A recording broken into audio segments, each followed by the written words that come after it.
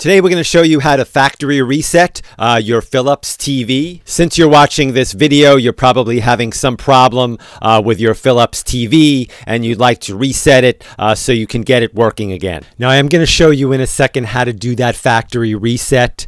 But I usually recommend on most of my videos trying what they call a soft reset first because that factory reset will basically wipe your set clean and any settings, any apps and everything that you have on there you'll need to reload.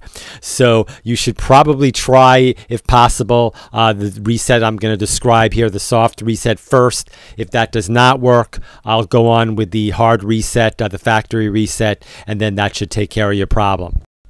Now the soft reset is real easy to do. That's all you need to do is unplug the TV from the wall.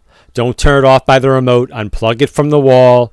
Wait about 60 seconds and then plug it back in.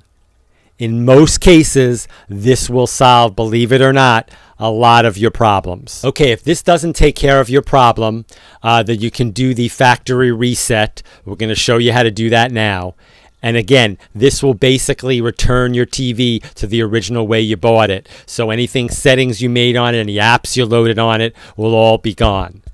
To perform the reset, press on the settings or home button on the remote. Select all settings. Then select general settings. Then select reinstall TV. That's our video for today. As always, thank you very much for watching, and please remember to subscribe.